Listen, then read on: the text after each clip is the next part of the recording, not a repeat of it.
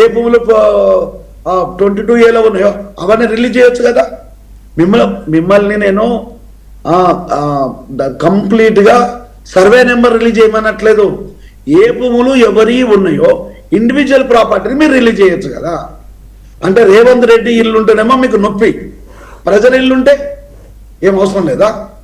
30, 40 and 70 30, 70 లేదా 40, 60 commission లేనా? ఈరోజు బహిరంగంగా ప్రజలు అమ్మ నా బూతులు తిడుతున్నారు ప్రభుత్వాన్ని, నా పాలకుల్ని. దానికి ఆన్సర్ చెప్పే దమ్ము లేదు. దాన్ని డైవర్ట్ చేయడం కోసము కొండ సురేఖ కూతురుతో మాట్లాడిచ్చారు అనేది ప్రజలు అంటున్నారు.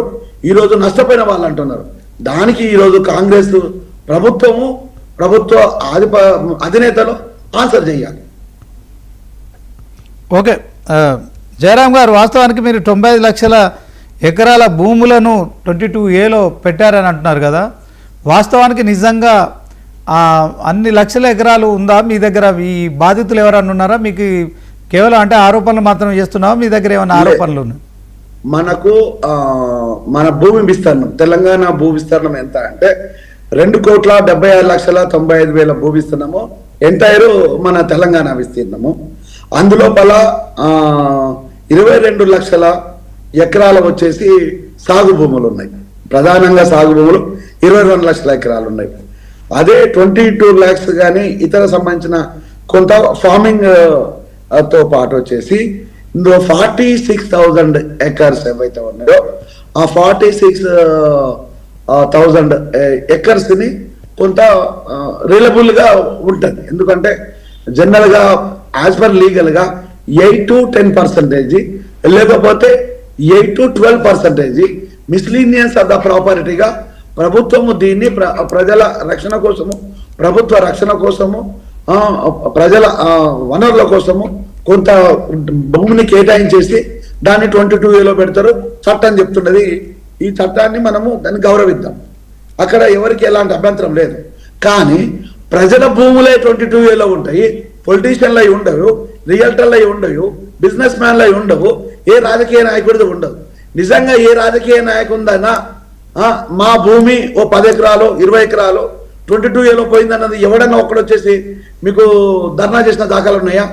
మా ప్రజల రోడ్డు మీదకి వచ్చినప్పుడు మా పాలకులై మాత్రము రాజకీయ నాయకులై, పాలకులతో పాటు ఇతర రాజకీయ నాయకుల భూములు సురక్షితంగా ఎందుకున్నాయి? సురక్షితంగా ఉన్నాయి అంటే మీకు ఏ నొప్పి లేదు. ఇక్కడ ప్రజలకు నొప్పి. ప్రజలే వాంటెడ్గా 22Aలకి ఎట్లా పోయినాయి మీరు పెడితే తప్ప. అంటే అప్పుడు ఈ భూదత్తా చేసింది ఎవరు చేశారు? బీఆర్ఎస్ గవర్నమెంట్ చేసేసింది. ఆ భూదండ ఉందని చెప్పేసి రేవంత్ రెడ్డి ప్రజల ముందుకు వెళ్ళిండు. మాలాంటి వాళ్ళం ప్రజల ముందుకు వెళ్ళాము, చెప్పాము, ప్రజలు నమ్మేండ్లు, మీకు ఓట్లేసి గెలిపించేసిండ్రు. ఈ రోజు నువ్వు ఆ రోజు గుడిని మింగితే నువ్వు గుడిలో లింగాన్ని పూజారిని ఈరోజు ఏకంగా గుడినే మింగేస్తున్నావు. మరి ఇదేంది పరిస్థితి? అంటే ఈరోజు నేను ఆస్బల్ లెక్కల ప్రకారము, ప్రభుత్వ లెక్కల ప్రకారము, మీ లెక్కల ప్రకారం మాత్రమే చెప్తున్నాను. 22Aలో ఈ 90 lakhs భూములు ఏవైతే ఉన్నాయో, ఈ 95 lakhs భూములు ఏవైతే ఉన్నాయో ఇది ఎవరి సొత్తాన్ని పెట్టిండ్లు. నిజంగా కనుక ఇది యాచిత్రంగా జరిగింది, అన్ఎక్స్పెక్టెడ్ గా జరిగింది అన్నప్పుడు మీ భూములు ఎందుకు పోలేదు దాంట్లోకి? ఇది ప్రధానమైన ప్రశ్న.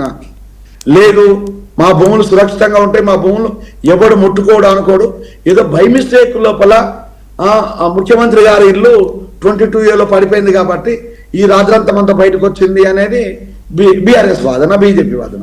అది నిజమా అబద్ధమని అడగటం లేదు. మరి ఈ రోజు అదే ముఖ్యమంత్రి ఇల్లుని ఈ రోజు కూలగొడతారా? ఇన్ని రోజులు ఏం చేసినట్టు అని ప్రజలు అడుగుతున్నారు కదా. అంటే ముఖ్యమంత్రికి ఒక న్యాయమా, ప్రజలకు న్యాయమా? అంటే రాజకీయ నాయకుడు ఎవడున్నా కూడా వానికి మీరు రక్షిస్తారు, సామాన్యుడు ఎలా ఉన్నా కూడా వాళ్ళని భక్షిస్తారు అనేది ఎగ్జాంపుల్ కదా. ఈ రోజు మీరు ఈ 95 లక్షల ఎకరాల భూములను 22Aలో పెట్టడం లోపల ఏది కోసము? ఈ రోజు కాంగ్రెస్ ప్రభుత్వానికి మరక కాదు, బురద కాదు, ఏకంగా ఊబిలో దిగిపోయిందన్న విషయాన్ని ఈరోజు కాంగ్రెస్ ప్రభుత్వము గౌరవ పెద్దలు గమనించాలి. ఈరోజు కాంగ్రెస్ కనుక ఇది చొరవ తీసుకొని పరిష్కారం జరగకపోతే రానున్న రోజుల లోపల ఇదే బురదలో కాంగ్రెస్ ప్రభుత్వం పడుతుంది.